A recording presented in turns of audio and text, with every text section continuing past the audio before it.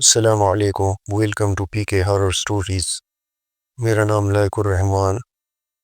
کیسے ہیں آپ سب؟ امید ہے آپ خیریت سے ہوں گے، جہاں بھی ہوں گے خوش ہوں گے۔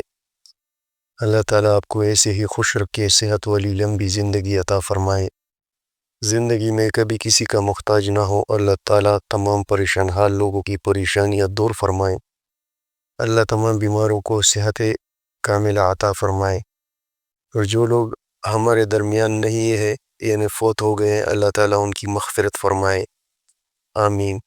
اگر چینل پر نئے ہو تو سبسکرائب کریے اور بیل آئیکن ضرور دبائے، اور اگر فیس بک ٹک ٹاک پہ دیکھ رہے ہیں تو فالو کرے اور کمنٹ ضرور کیجئے گا۔ تو چلیے سٹوری کی طرف چلتے ہیں۔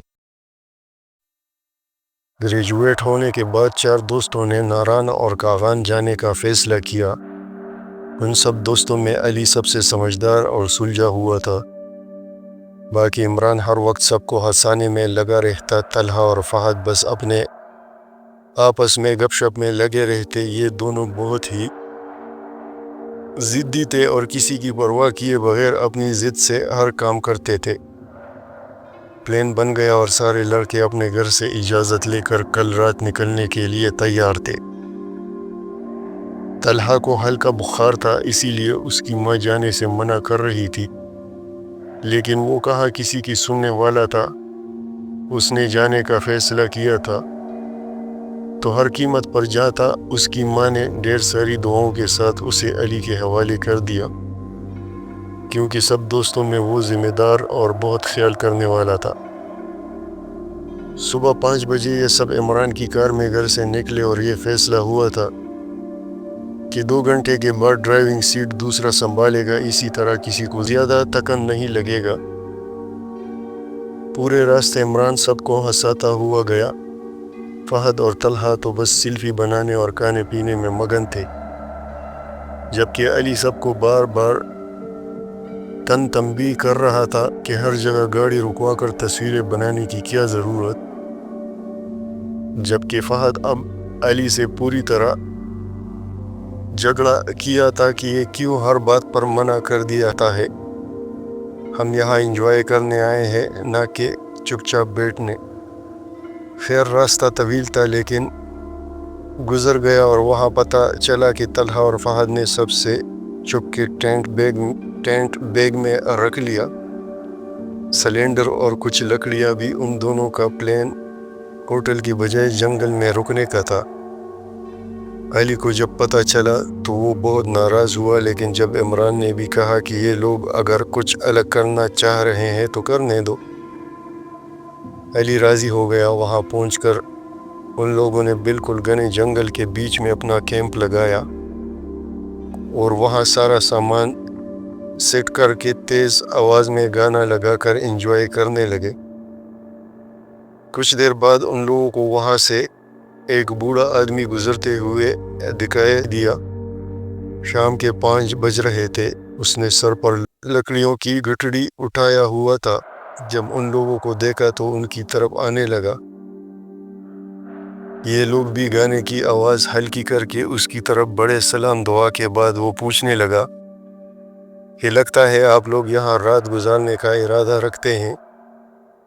ان لوگوں نے کہا ہاں۔ تو وہ کہنے لگا کہ بھول کر بھی اس جنگل میں رات نہیں گزارنا۔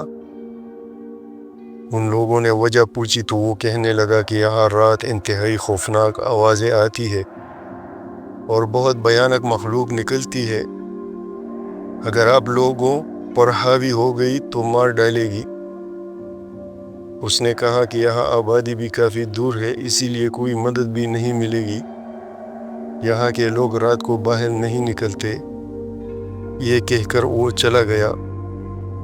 علی نے کہا کہ چلو ہوٹل میں روم بک کر لو، لیکن طلحہ اور فہد کہنے لگے کہ یہ بس ہمیں ڈرا رہا ہے تاکہ ہم یہاں ان کی زمین خراب نہ کریں، اسی لیے جھوٹی باتیں بنا کر چلا گیا۔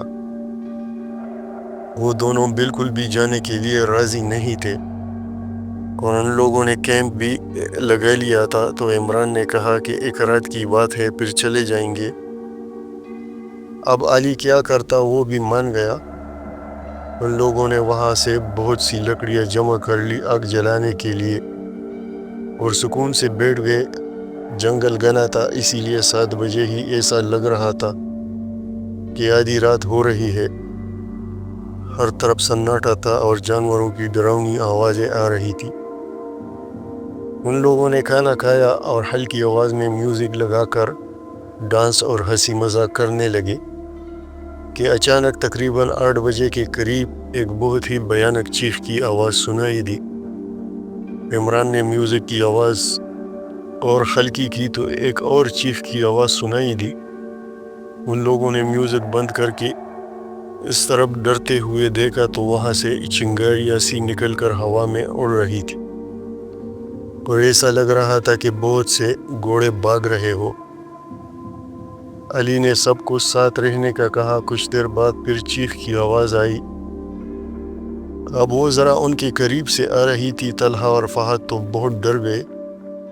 علی نے ان دونوں کو کیمپ میں جانے کا کہا۔ اب مسلسل چیخنے کی آوازیں آنے لگی اور وہ ان کے قریب آتی جا رہی تھی۔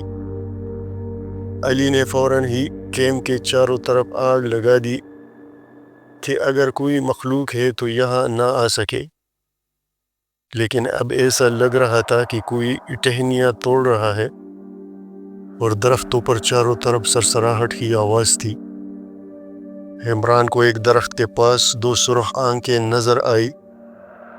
اس نے علی سے کہا کہ ہم بری طرح پھنس چکے ہیں، ان مخلوقات نے ہمیں چاروں طرف سے گھیر لیا ہے۔ علی کو بھی دہکتی ہوئی آنکھیں نظر آئی۔ اب کوئی ان کی طرف ٹہنیاں پھینک رہا تھا۔ ایک ٹہنی زور سے عمران کے بازو پر لگی اور وہ درد سے کراہ رہا تھا۔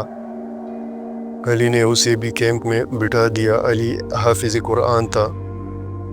اس نے بلند آواز سے سورہ جن کی تلاوت پڑھی تو ہلچل تھوڑی کم ہوئی، لیکن مسلسل وہاں سے بڑے بڑے پتھر اور لکڑیاں پھینکی جا رہی تھی، لیکن اس کے تلاوت کرنے سے کوئی قریب نہیں آ رہا تھا۔ تھوڑی دیر بعد سب تھم گیا اور علی بھی کیمپ میں جا کر بیٹھ گیا، لیکن اسی پل ایک عورت کی اتنی بری طرح رونے کی آواز آنے لگی جیسے اس کا کوئی مر گیا ہو۔ پھر وہ ہنسنے بھی لگتی۔ چاروں طرف سے بھیانک آوازیں آتی رہی۔ ایک بار طلحہ کو اس کی ماں کی آواز سنائی دی اور وہ کیمپ سے باہر نکل کر آواز کی طرف بھاگنے لگا۔ علی نے اسے پکڑا ہوا تھا اور وہ پاگلوں کی طرح کہہ رہا تھا، امی بلا رہی ہے، مجھے جانے دو۔ علی سمجھ گیا کہ یہ جنات کی کارستانی ہے۔ طلحہ بہت ڈرا ہوا ہے، اسی لیے یہ اس پر حاوی ہونا چاہتے ہیں، لیکن علی نے کسی قیمت پر اسے باہر نہیں جانے دیا۔ اس نے غصے میں علی کے ہاتھوں پر بار بار کاٹا، لیکن علی نے اسے نہیں چھوڑا اور وہ اس پر سورہ الناس کی تلاوت کر کے پونگتا رہا۔ پوری رات ان لوگوں کی ڈر میں گزری۔ صبح فجر تک ان جنات نے بہت کوشش کی، یہ لوگ باہر آئے، لیکن صرف علی کے تلاوت کرنے سے جنات کچھ بگاڑ نہیں سکے۔ لیکن ان جنات نے اس حد تک ڈرایا تھا کہ اگر کوئی کمزور اکیلا ہوتا تو اسی وقت ڈر سے مر گیا ہوتا۔ صبح ہوئی تو طلحہ کو بہت تیز بخار تھا۔ ان لوگوں نے فوراً اسے ہسپتال لے جانے کا کہا اور وہاں سے نکل گئے۔ ڈاکٹر نے بخار کی دوائی دی اور یہ لوگ بس جلد سے جلد گھر پہنچ کر طلحہ کو اس کے ماں باپ کے گھر چھوڑ گئے۔ بعد میں پتہ چلا کہ وہ 1 مہینے تک اسپتال میں ایڈمٹ تھا۔ اس کے بعد ان لوگوں نے کبھی ایسی کوئی غلطی نہیں کی اور اب جب ساتھ بیٹھ کر کبھی اس رات کی بات کرتے ہیں تو خوف سے کانپنے لگتے ہیں۔ یہ تھی آج کی کہانی۔ امید کرتا ہوں آپ کو پسند آئی ہوگی۔ اگر چینل پر نئے ہو تو سبسکرائب کیجیے گا، لائک کیجیے گا۔ اگر ٹک ٹاک فیس بک پہ دیکھ رہے ہیں تو لائک کیجیے گا، فالو کیجیے گا اور کمنٹ باکس میں اپنی رائے کا اظہار ضرور کیجیے گا، اس سے ہماری بہت حوصلہ افزائی ہوتی ہے۔ اگلے سٹوری تک اللہ حافظ۔